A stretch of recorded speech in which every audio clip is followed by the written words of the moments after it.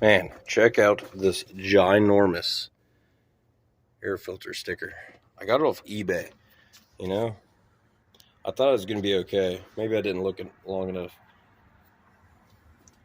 But it's definitely not. The original sticker was like maybe 3/4 of an inch. Like, smaller than this red section. And like half length, so it's over twice as big. The Ford F1 purists are going to kill me. Be very upset. I think it looks okay. I don't know. I'm not too worried about it, though, because look at this. I was missing pieces to this oil bath. So I took a Mustang air filter, like a 65 Mustang air filter. I don't think it's the original one, the silver piece. And I beat it into the top lid of my existing oil bath half, and it gets better. It gets better. I took the bottom part of the housing and cut it small so I can get a filter cartridge on there, which is like it's a Napa one. I think it was like a FIL 2020. I don't know, like 8 inches by 3 inches or something, to work perfect with my abomination. Well, what the washer things in my way. Still got whatever. Anyway, I'll get back to that. But it's okay, because there's more horrible stuff in here. Let me think. There's just so much of it. Ooh, might not be able to see, but yep, right in there. That is a license plate riveted on to the core support, because these 66 two-wheel drive core supports are impossible. I mean, impossible to find. They don't make them. They'll make like a 4x4 one or 65 maybe. And so what you got to do is you got to buy a new one and then cut the bottom half of yours off. They call it the slice of support, slice and splice. So you get like a new part on the top and new on the bottom, and you got to reuse your old. And the differences are like battery trays and other things. But anyway, I just had the original 66 one, which typically is rotted away, along with the cab mounts and everything else on this truck. And it's kind of, I think I welded angle to it, like a 2x2 angle, which was overkill, and I hole sawed a truck floor mat and use that as a spacer. Classy. See the license plate, there's that. What other kind of garbage is on this truck? I'm not proud of it, but I am, because it's a fairly complete truck and I love it to death. Yeah, obviously there's the old battery tray mount, and I just got the plastic universal guy from O'Reilly's. What else did I do? I don't know. There's all sorts of shenanigans in here that I did. It looks pretty good once it's all put together. But anyway, yeah, I just wanted to show you that sticker, and I guess figure out how to get this one. It's hard. Ooh, look at that. Which way are they supposed to face? That hump in the back of the oil bath to the rear, toward the doghouse? I face it kind of that way, like I don't care about it, but I really do. When people say, hey, that's not how that goes, I'm going to have to tell my wife, it's a 1/4 inch. 5/16. Okay, so be it. Circle back to that. Nope, not doing that. Yeah. Yep. I don't know what other kind of garbage I got going on here. Pretty ghetto. No, actually, the truck's pretty awesome. I love it.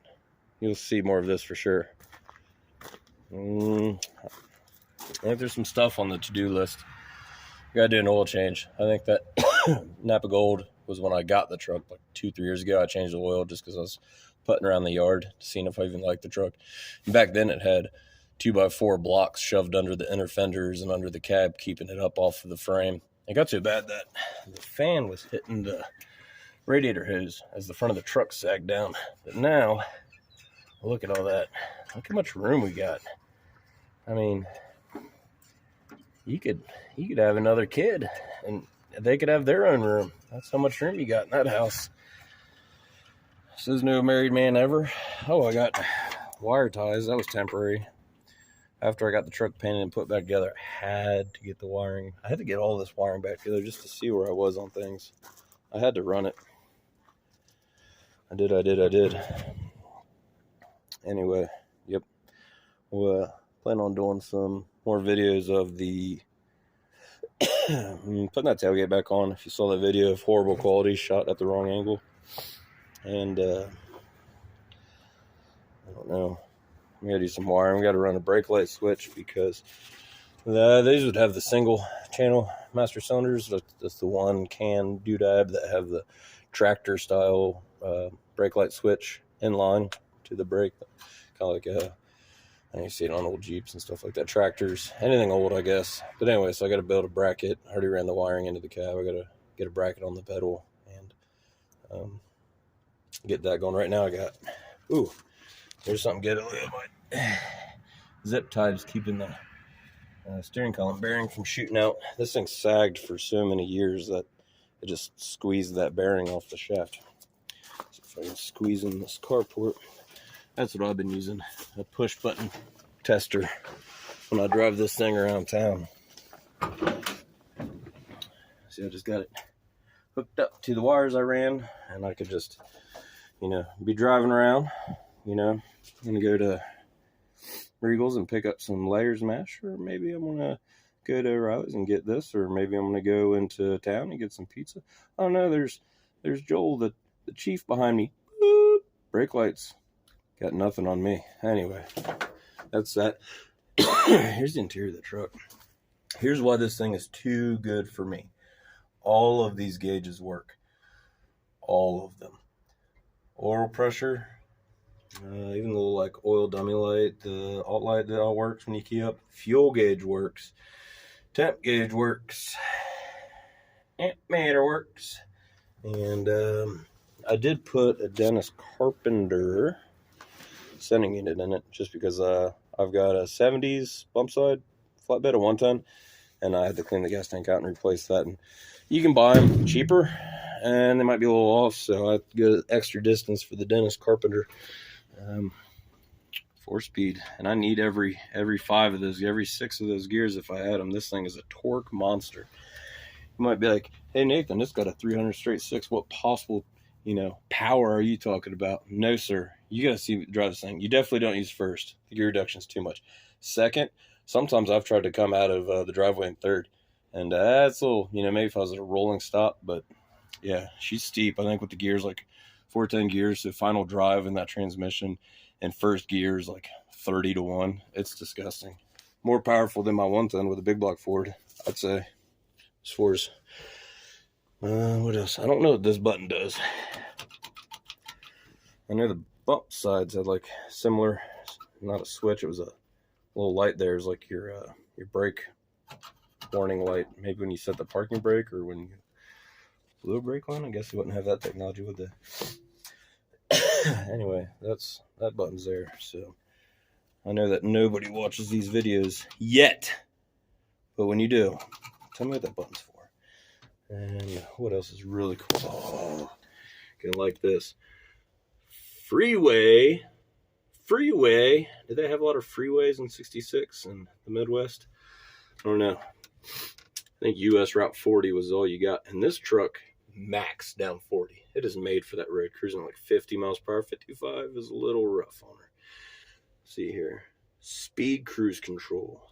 Freeway Systems Company. Toledo, Ohio. Nice. Patented.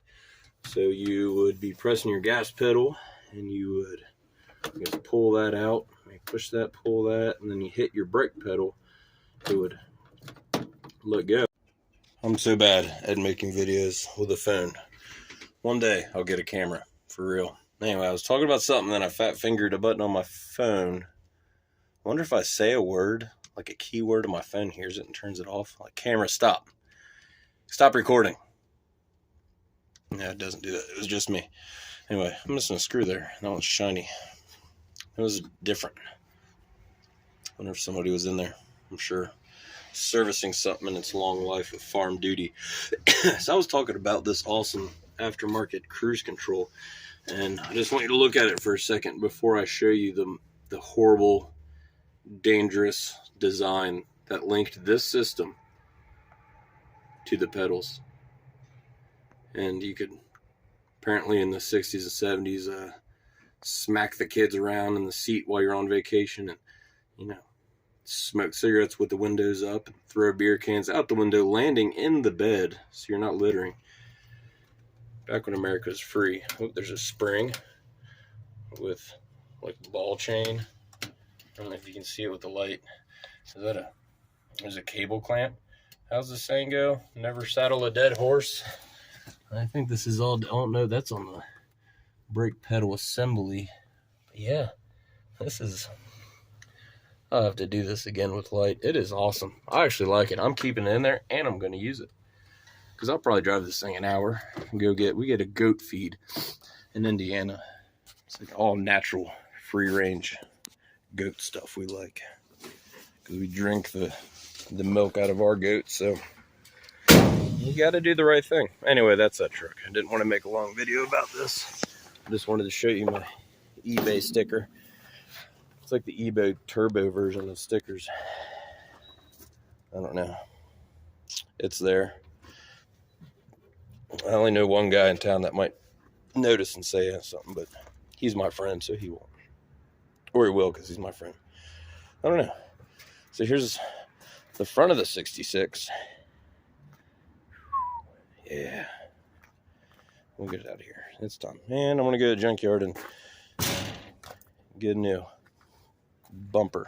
I couldn't bring myself to paint this one when I painted the truck. The bumper's white. The truck used to be white.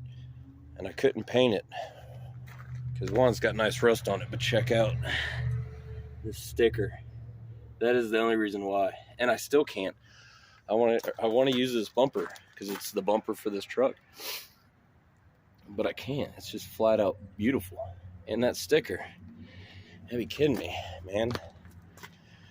So I'm going to go to a junkyard and get a chrome bumper, I guess. Or get another white bumper that I don't feel bad painting and just set this in the corner barn. And every time someone comes over, like, hey, buddy, let me show you this sticker.